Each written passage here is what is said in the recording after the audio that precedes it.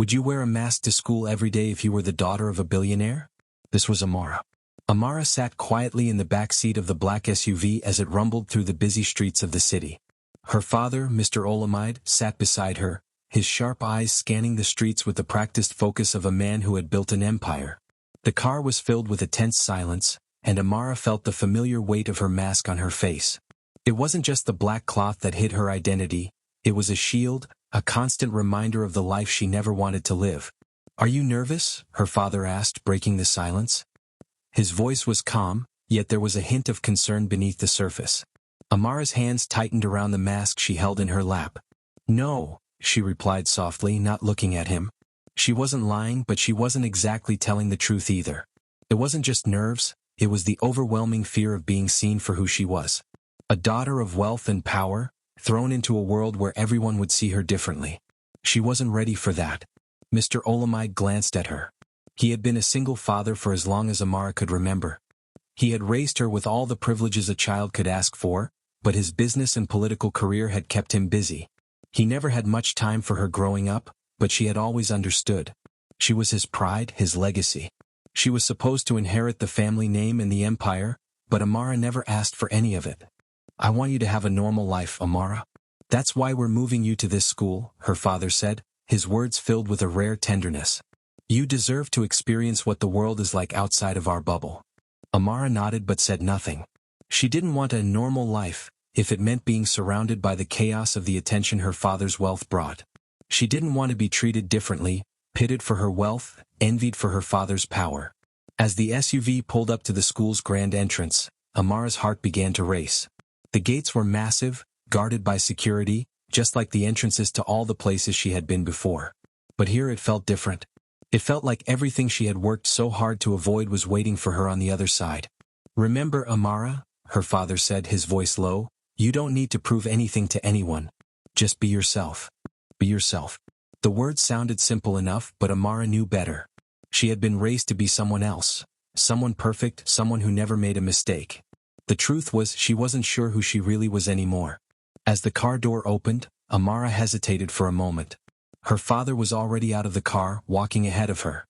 The driver, Mr. Jide, who had worked for their family since she was a child, looked back at her with a reassuring smile. "You'll be fine, young madam," Mr. Jide said with a wink, as if he had seen this moment play out 1,000 times. Amara nodded silently, her mask still resting in her lap. This was it, the moment she would step into the unknown. She wasn't just a new student at a new school.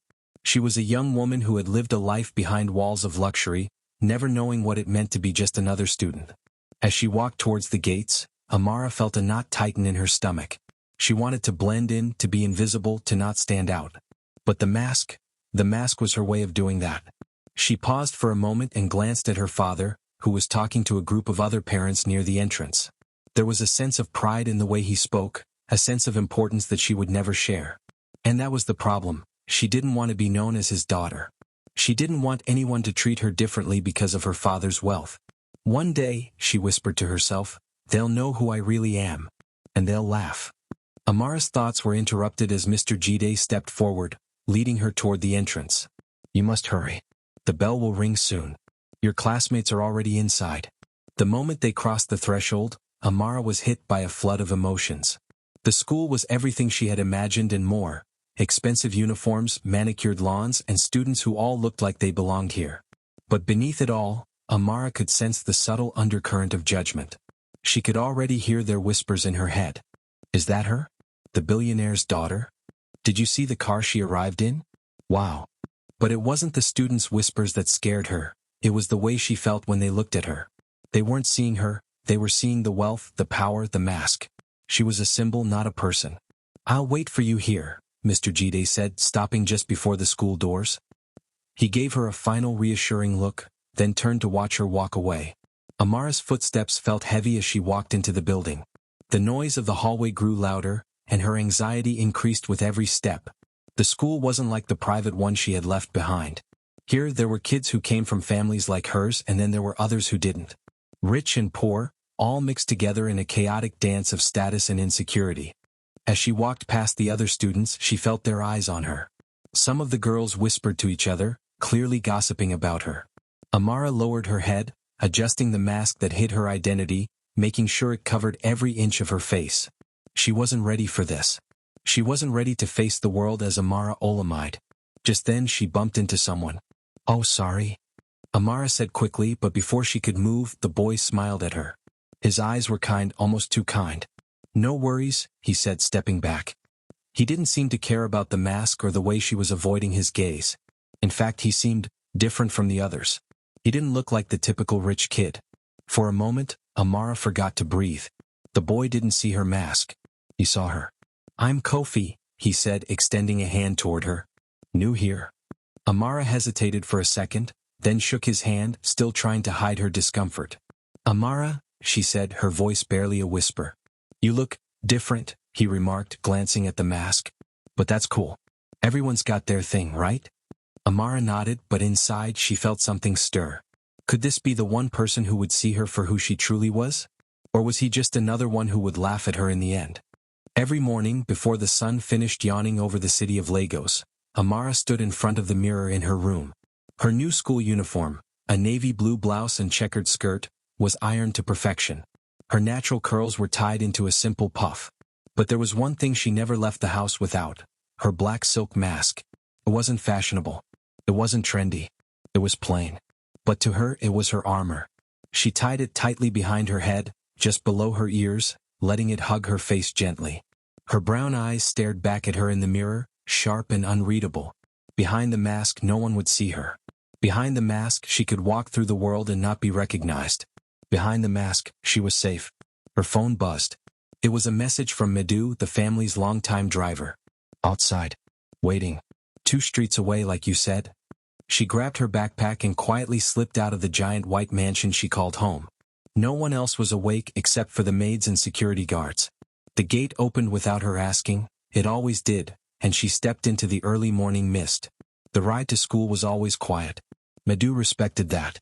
He was the only one who knew everything: her real name, her real family, and why she wore the mask. He had been there since the day she was born. A second father in many ways. As the car neared the school gates, Amara spoke, voice low. "Stop here." Medu nodded, pulling up just before the curve.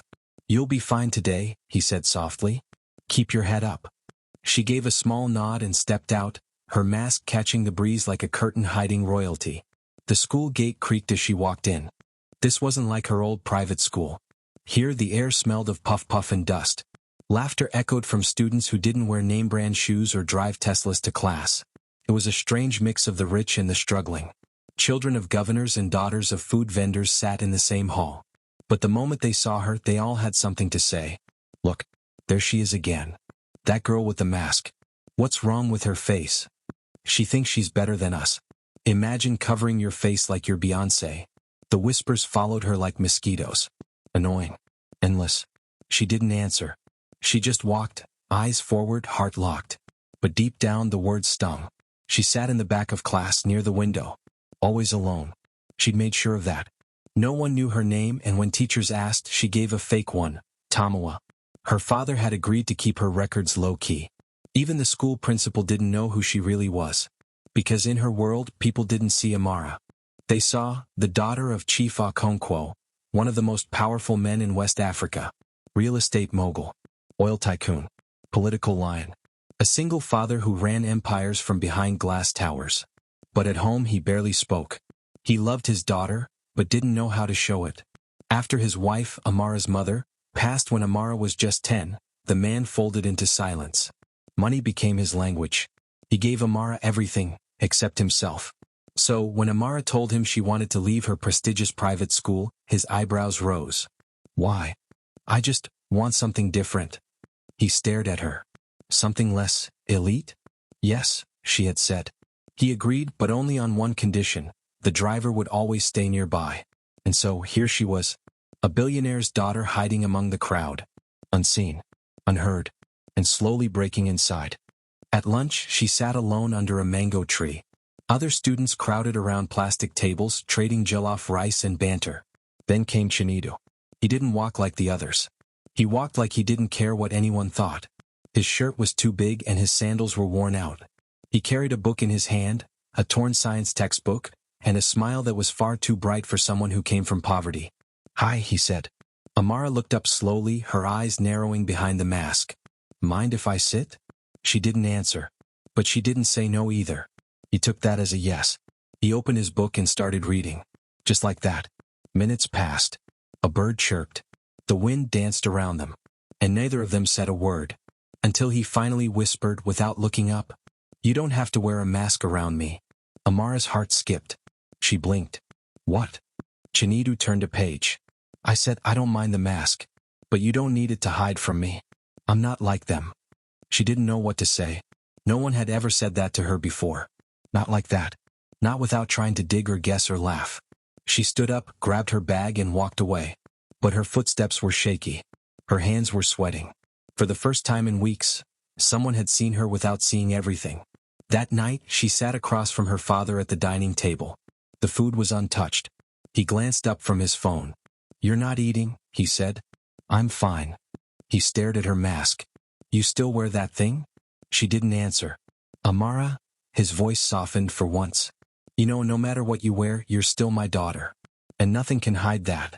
She looked at him, not the businessman, not the politician, but the man, her father. And she said quietly, that's exactly why I wear it. He didn't say another word.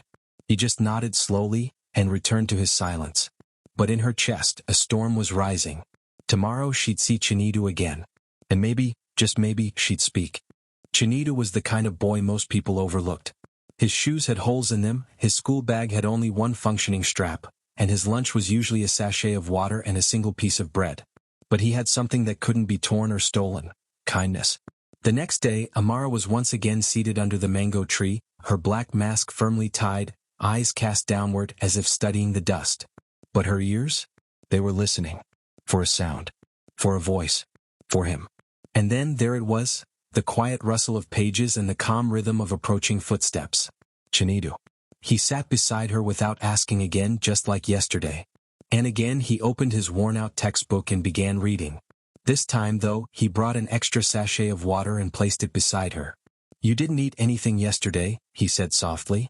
At least drink. Amara stared at the sachet, then slowly reached for it. Thank you. Chinedu looked up. Her voice was soft, like a breeze pushing curtains. It was the first time she had spoken to him. You don't talk much, he said. I don't need to. Because of them? He nodded toward the students laughing across the field. Because of everyone. Chinedu was silent for a while. Then he said something that caught her off guard. Sometimes people laugh when they're too small to understand something bigger than them. She turned and looked at him, really looked at him. For a moment, it felt like the mask between them had vanished. How do you do it? She asked. Do what? Smile, even when you have nothing. He shrugged. I still have me. And that's enough. Sometimes. Amara's eyes softened. She didn't realize it yet, but something inside her had started to shift. Not because of Chinedu's words, but because of how gently they were delivered. No pressure. No judgment. Just presence. That night, back in her luxurious mansion, she lay on her bed staring at the ceiling. The AC hummed and golden lights lined the edges of her room. But for all the comfort money had brought her, the emptiness still echoed like a hollow drum. She sat up and grabbed her journal. No one knew she wrote in it every night. Not even her father. Today he sat with me again. Gave me water. Didn't ask questions. Didn't care who I was or what I wore. For the first time, I didn't feel like a ghost walking through noise. I felt, noticed, but not for my name. She paused. Then, after a long silence, she added, I think. I smiled. The next week was strange. Amara started walking slower in the halls. She stopped reacting when the girls mocked her mask. Oh, she's probably hiding acne, one sneered. Maybe her breath stinks, another laughed. But Amara didn't flinch. Because now she knew something they didn't. Someone had seen her beyond the cloth on her face. Someone didn't care about her last name or her father's billions. And that was more powerful than any insult. But one afternoon, as they sat under the mango tree again, something unexpected happened. Why do you wear it? Chinedu asked quietly. Amara's chest tightened. For a moment, the mask felt heavier. She looked around. No one was near. Just the wind. Just him. I wear it because, she began but stopped. Her throat was dry. Because I don't want people to know who I am. Why not? Because they'll treat me differently. Chinedu frowned. Differently how? They'll pretend. Laugh harder at my jokes. Fear my silence. Lie to get close. Use my name like a ticket to a better life. There it was. The truth. Chinita didn't laugh. He didn't tease. He just nodded. But you're not your father, he said softly. No, I'm not. But everyone acts like I am. She looked away. The wind picked up. Leaves danced across the dusty ground. Chinita said something then that she would never forget. Then let them keep laughing. You're not hiding. You're protecting. There's a difference. Silence followed. But this time it wasn't empty. It was filled with respect. The next day everything changed. A rumor spread like wildfire. Her driver dropped her 2 streets away. But I saw the car. It's a luxury Mercedes. My cousin said her father's house is the one with the golden gate at Kingsville. Do you know who she really is? Someone had found out. The mask couldn't protect her anymore. By lunchtime, students were whispering, pointing. The rich ones tried to be friendly. The poor ones grew bitter. Even her teachers started calling her by her full name, Amara Okonkwo. Her secret was out. But that wasn't the worst part. The worst part was that Chinedu stopped coming to the mango tree. 3 days passed. 3 long, bitter days. No sign of him. He didn't sit beside her. Didn't speak to her. Barely looked her way. It was as if the mask had finally worked, not to hide her identity, but to push away the only person who had ever seen her. On the 4th day she'd had enough. She found him behind the science lab alone, flipping through the same torn book. "Why are you avoiding me?" she asked. He looked up slowly. "Because I don't belong in your world." "What are you talking about?" "I've eaten from street gutters, Amara. I live in a 1-room house with 6 people. My school bag is stitched with dental floss. And you? You ride in luxury cars and live in castles. You never cared about that before." "I didn't know before." Amara stepped closer. "Nothing about me has changed, Chinedu. I'm still me." He looked down. "You're not wearing the mask today." "No," she said. "Because it's time someone saw me, the real me, and didn't walk away." He looked up again. Their eyes met. And just like that, something beautiful happened. Chinedu smiled. A real smile. The kind that says, "I'm still here." The mask was gone. But Amara's problems had only just begun. When she walked into class without it for the first time, the silence was thick. Eyes widened. Whispers exploded like tiny fireworks. "That's her? She's actually beautiful. She's the billionaire's daughter?" She really hid that face all this time? It was no longer laughter. It was awe. But it didn't feel good. It felt like control slipping away. Girls who once mocked her now tried to sit close. Boys who never knew her name now offered to carry her books. Teachers called on her more, smiled wider, and praised answers she barely gave. It was fake. Every smile. Every compliment. Fake. And she hated it. Amara walked through the hallway like a queen wearing chains. And she missed her old world, not the mansion, not the bodyguards, but the mystery. When she wore her mask, people left her alone. Now they surrounded her, but not out of love. Out of interest. They whispered her name like a spell. Amara Okonkwo. The daughter of Chief Elias Okonkwo, the oil magnate, the next governor. But the attention didn't bring joy. It brought distance. Especially from him. Chinedu still smiled when she passed. But it was the kind of smile you give to strangers at bus stops. Polite, empty. He had returned to his corner by the old library wall. And Amara felt like she had lost something more valuable than her secrets. She had lost his presence. One afternoon, Amara returned home from school and found her father, Chief Elias, standing in his study. He was on the phone, pacing, speaking sharply in Igbo. She waited until he hung up. "Daddy," she said, stepping in. He looked up. His face softened. "My golden girl," he said, walking over and placing a hand on her shoulder. "How was school?" Amara didn't answer immediately. Instead, she stared at the large painting of her late mother on the wall. A regal woman with soft eyes and strength in her chin. "Did you love Mum because of how she looked?" she asked suddenly. Chief Elias was caught off guard. "What kind of question is that? Did you?" He looked at her for a long time, then pulled out a chair and sat down. "Your mother was beautiful," he said. "But that wasn't why I married her. I married her because she made me feel like a human being. Not a businessman. Not a politician. Just a man." Amara nodded slowly. "Then why can't anyone at school treat me like just a girl?" He leaned forward, brows furrowed. "Did someone touch you? Say something." "No," she cut in. "But the moment they found out who I was, they changed. The teachers, the students, even the ones I thought were genuine. Chief Elias sighed deeply and looked out the window. I tried to protect you, he said softly. That's why I moved you to that school. I thought, being around both rich and poor would keep you grounded. But I see now, I didn't prepare you for the other side of wealth. The loneliness? She asked. He nodded. I just wanted to disappear, Daddy, she confessed. That's why I wore the mask. So no one would look at me for what I was. But now they're all looking, and not really seeing. Except for one person. Chief Elias's brow lifted. A boy. She hesitated, then nodded.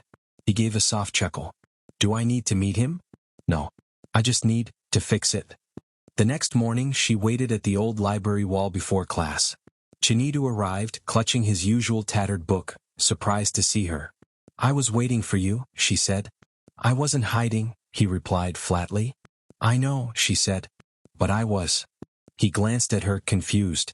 I was hiding behind my father's name, she said. Afraid that the moment people found out they'd treat me like something different. And I was right. Chinedu didn't speak. But you, she continued, you saw me. The real me. With or without the mask. He looked away. It doesn't matter anymore. It matters to me, she whispered. And if I have to earn your respect again, I will. There was silence. Then Chinedu spoke, voice soft and full of the weight he'd carried since they stopped talking. You think this is about your name? Isn't it? No, he said, looking at her. It's about mine. Now Amara was confused. I liked you, Amara. Before I knew. Because you were quiet. Honest. Real. But now, you're the girl every boy wants, and I'm still the boy who can't afford school shoes. We don't match anymore. She stepped closer. Do you know what I see when I look at you? She asked. He didn't answer. I see the boy who gave me water when I had none. The one who never asked what I looked like under the mask. The one who sat beside me in silence, and made it feel like home. He looked at her, and for the first time in days, she saw his walls start to fall. You still wear a mask, Chinedu, she whispered. But yours is pride. He blinked. And just like mine, it's stopping you from seeing what's real. They stood there, silence between them again. But this silence wasn't empty. It was the beginning of something fragile. Something honest. Later that day, during lunch, Amara made a decision. She walked past the rich kids waving at her. Past the popular tables. And sat right beside Chinedu, in full view of the entire cafeteria. Gasps echoed. Then she opened her lunch box and whispered, You're eating with me. Chinedu's eyes widened. Are you sure? She smiled.